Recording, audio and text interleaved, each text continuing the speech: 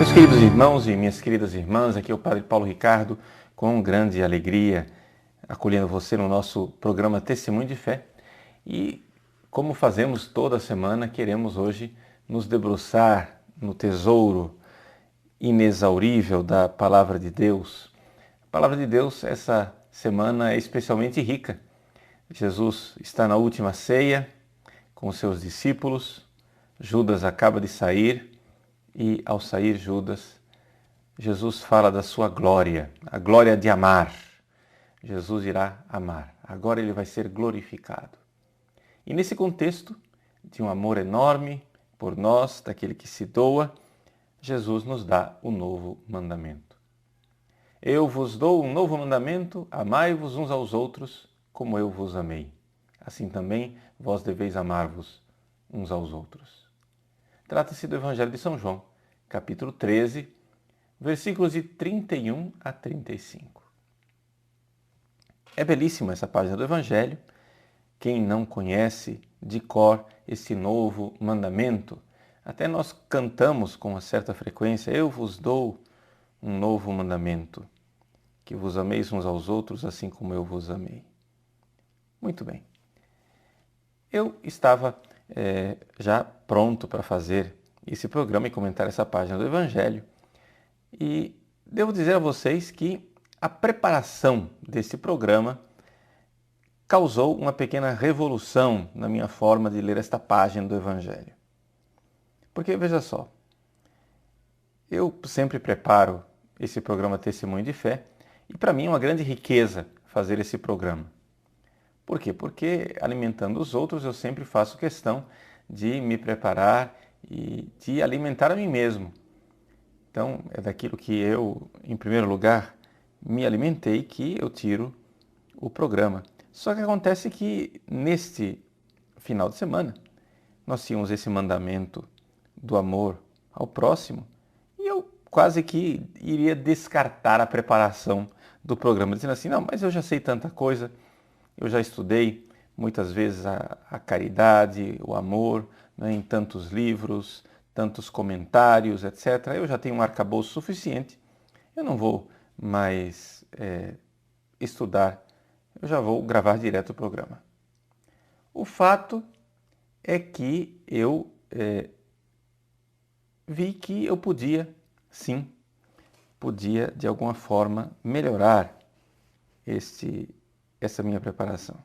E então me veio a inspiração de procurar o que Bento XVI, nas suas homilias, dizia a respeito deste novo mandamento.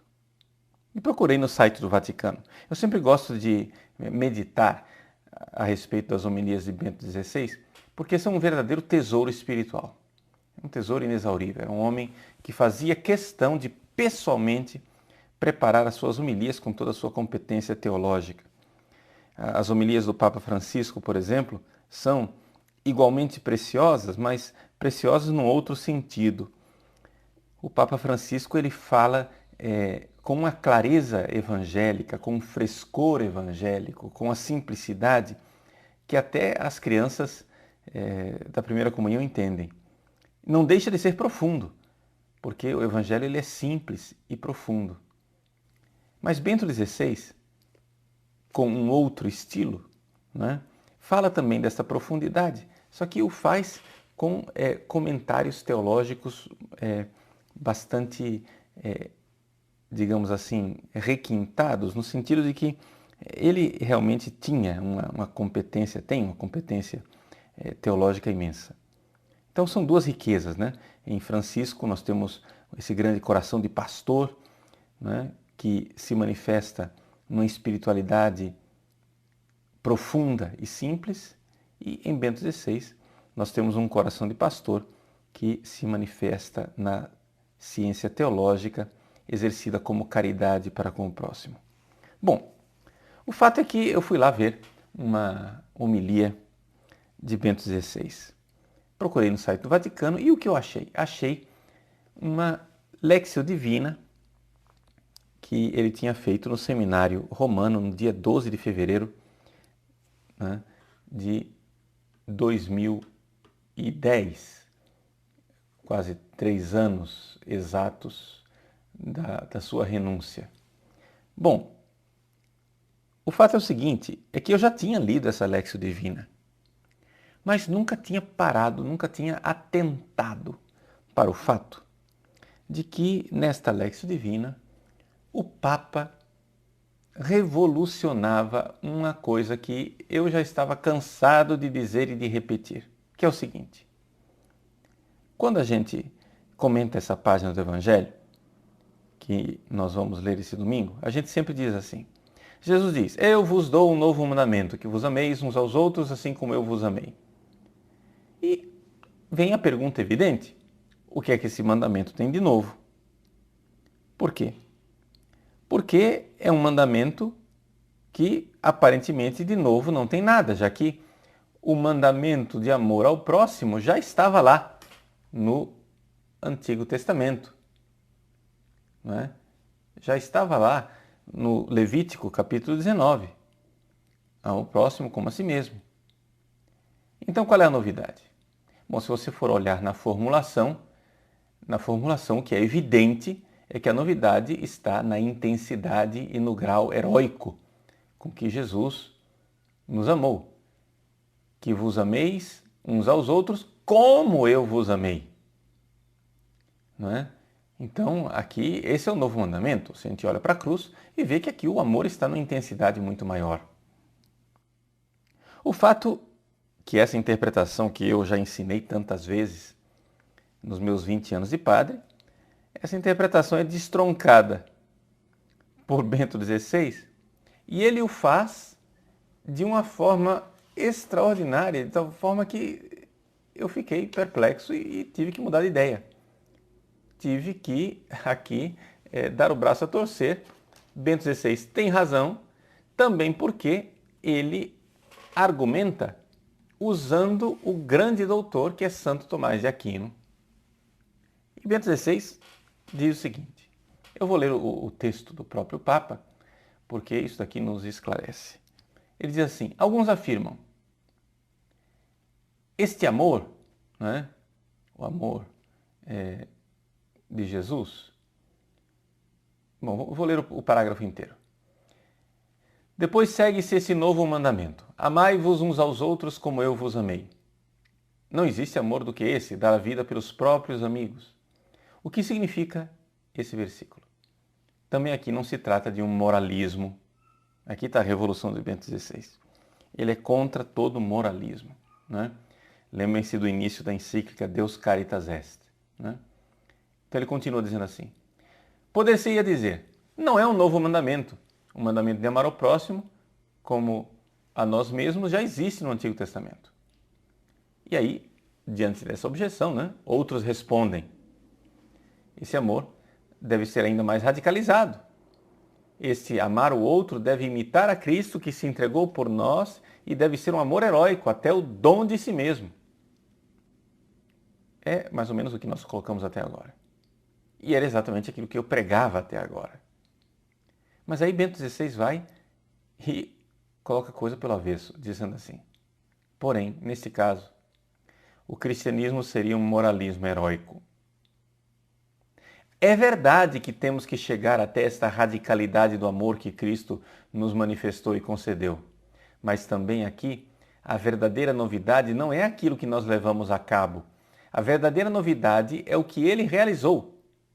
O Senhor entregou-se a si mesmo. O Senhor conferiu-nos a verdadeira novidade de sermos seus membros no seu corpo, de sermos ramos da videira, que é Ele. Por conseguinte, a novidade é a dádiva, é o dom gracioso e é do dom, da novidade, do dom, que provém, inclusive, como eu disse, um novo agir. O Papa continua dizendo, vou ler o texto inteiro para vocês entenderem. Santo Tomás de Aquino dilo de maneira muito específica quando escreve: a nova lei é a graça do Espírito Santo. Vejam que esta frase revoluciona tudo. Ou seja, a novidade do mandamento não está no grau heróico. A novidade do mandamento está na graça do Espírito Santo. A nova lei não é outro mandamento mais difícil do que os demais. A nova lei é um dom. A nova lei é a presença do Espírito Santo que nos foi concedida no sacramento do batismo, na crisma, e que nos é oferecida cada dia na Santíssima Eucaristia. E aqui, os padres distinguiram entre sacramentum e exemplum. Sacramento é o dom do novo ser, e esse dom torna-se também exemplo para o nosso agir. Mas o sacramentum vem antes, e nós vivemos a partir do sacramento. Aqui, vemos a centralidade do sacramento, que é a centralidade da dádiva. Vejam, eu aconselho vocês a lerem toda a reflexão de Bento XVI, que certamente é muito mais rica do que a reflexão que eu estou fazendo aqui, mas vamos tirar aqui as consequências daquilo que Bento XVI está nos dizendo. Então vejam só, o melhor comentário deste Evangelho, João capítulo 13, é o próprio Evangelho de João, no capítulo 15,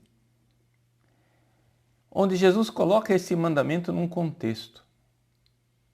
Ou seja, a videira e os ramos. Ele, Jesus, amou de forma radical. Ele, Jesus, amou entregando-se até o fim. O próprio capítulo 13, que nós estamos lendo, ele tem seu início com uma fórmula solene. Antes da festa da Páscoa, sabendo Jesus que chegara a sua hora de passar deste mundo ao Pai, como amasse os seus que estavam no mundo, até o extremo os amou. Amou-os até o fim, né? Até o fim, como está dito lá depois no capítulo 19. Tudo está consumado, né? Jesus amou até o extremo. Então, aí Jesus vai e faz o lava-pés. E lava os pés, inclusive, de Judas. Anuncia a traição de Judas. Judas, então, sai. Quando, no versículo 30 do capítulo 13, ele diz assim: tendo Judas recebido o bocado de pão, apressou-se em sair. Era noite. No meio dessas trevas, no meio da noite da traição, começa então o nosso evangelho desse domingo. Logo que Judas saiu, Jesus disse. Aí vem o evangelho. Agora foi glorificado o Filho do Homem. E Deus foi glorificado nele. Se Deus foi glorificado nele, também Deus o glorificará em si mesmo e o glorificará logo. Então vejam, a glória de Jesus é a glória do amor. Nesse momento de trevas em que Judas vai trair Jesus e entregá-lo, aqui Jesus é mais glorioso, porque ele vai ter a oportunidade de manifestar uma epifania do amor de Deus na cruz. A glória, a glorificação de Jesus para São João é a cruz. E também a ressurreição, é evidente, mas começa na cruz. Vejam, então que aqui nós temos a novidade, diz o Papa. A novidade é este dom de Jesus, esta beleza, que não deve cair sobre nós como um fardo, porque senão não seria evangelho, seria má notícia. Se nós olhássemos para Jesus morto na cruz e víssemos nisso um moralismo, nós seríamos esmagados. Porque, puxa vida, quem de nós se sentiria capaz de amar daquele jeito? Quem de nós se sentiria capaz de dizer: eu sou capaz de dar a vida como Jesus deu a vida lá, na cruz? Não, eu não sou capaz disso. Então, nós ficaríamos esmagados no moralismo. Mas a novidade, nos recorda o Papa, é que este mandamento, ele se dá exatamente num contexto em que Jesus lembra: eu sou a videira e vós sois os ramos. Vejam, Jesus é a videira e nós os ramos, e nós recebemos esta seiva. E esta seiva, nos recorda Santo Tomás de Aquino, é o Espírito Santo. Não é? São Tomás de Aquino, na questão número 106 da primeira sessão da segunda parte da Suma Teológica, no artigo 1º, ele diz assim, que aquilo que é principal na lei do Novo Testamento, em que consiste toda a virtude, é a graça do Espírito Santo que é dada pela fé de Cristo. E assim, principalmente a lei nova, é a própria graça do Espírito Santo que é dada aos fiéis de Cristo. Vejam, e ele argumenta com o versículo de São Paulo aos Romanos, capítulo 3, versículo 27, dizendo assim, e isso aparece manifestamente pelo apóstolo que diz, onde está então a tua glória? Foi excluída por qual lei? Das obras? Não, mas pela lei da fé. A própria graça da fé chama de lei. E mais expressamente na carta aos Romanos se diz, a lei do Espírito da vida em Cristo Jesus me libertou da lei do pecado e da morte. De onde diz Agostinho que, assim como a lei das obras foi escrita nas tábuas de pedra, assim a lei da fé foi escrita no coração dos fiéis. Vejam só, aqui está. No Antigo Testamento, Moisés recebeu de forma milagrosa a lei antiga, escrita em tábuas. No Novo Testamento, nós recebemos a lei nova, inscrita no nosso coração. Isso quer dizer que nós temos o Espírito Santo de amor, que nos torna capazes de amar. E aí você olha para o amor de Cristo na cruz e diz assim, tudo bem, Padre Paulo, eu recebi essa graça do Espírito Santo, mas mesmo assim não vejo que eu estou lá. Bom, aqui então nós devemos compreender o seguinte, que é um caminho. O Concílio Vaticano II, na Lumen Gentium, nos recorda que existe uma vocação universal dos fiéis à santidade. Trata-se da mesma coisa, ou seja, todos nós somos chamados a este amor perfeito, a este amor como Cristo nos amou. Mas para que isso não seja algo que nos esmaga, nós temos que entender o seguinte, nós somos todos chamados a este amor perfeito e extraordinário de Cristo na cruz. E nós o viveremos. Onde? Plenamente e perfeitamente na pátria, ou seja, no céu. No céu, nós amaremos o Cristo de forma perfeita. Quer nós tenhamos chegado lá por uma santidade de vida aqui na terra, quer nós tenhamos chegado lá pela purificação e pela punição do purgatório. O fato, porém, é que hoje, do jeito que eu estou, eu já tenho a graça do Espírito Santo e esta graça do Espírito Santo me coloca em movimento. Em movimento. Eu não preciso ter a caridade perfeita de Cristo atualmente, mas eu preciso ter a caridade perfeita de Cristo intencionalmente. Vamos explicar isso. Vejam, eu tenho que ter a intenção de amar de forma perfeita. Por isso, não importa em que nível eu esteja, eu tenho que dar o próximo passo. Se eu sou uma criança engatinhando, eu tenho que desejar caminhar. Se eu sou uma criança que dá os seus primeiros passos trôpegos, eu tenho que desejar caminhar sem cambalear. Se eu já consigo caminhar sem cambalear, eu tenho que desejar andar mais rápido. Se eu consigo andar mais rápido, eu tenho que desejar correr. Se eu já consigo correr, eu tenho que desejar pular, saltar nos braços de Deus. São os vários níveis de amor. Santa Teresa chamaria as várias moradas. Então, nós temos que aspirar às perfeições, à perfeição do amor, que significa que nós temos que nos colocar em movimento para amar cada vez mais, e nós já temos este dom. Então, o mandamento novo, ele é novo neste sentido, de que nós pertencemos ao corpo de Cristo. Nós, que pertencemos ao corpo de Cristo, precisamos amar. E amamos recebendo esta seiva, porque fazemos parte do corpo de Cristo. Ora, o membro do corpo deve crescer para não ficar atrofiado. Então, nós precisamos amar cada vez mais, amar de forma cada vez melhor e assim aspirar a um crescimento espiritual, não é? E essa aspiração deve ser constante. Nós temos que realmente desejar um crescimento, como toda planta deseja crescer. É isso que Jesus chama de frutificar. Nós precisamos dar fruto. É isso que nós vemos, por exemplo, quando nosso Senhor repreende o mau servo preguiçoso que enterrou os talentos.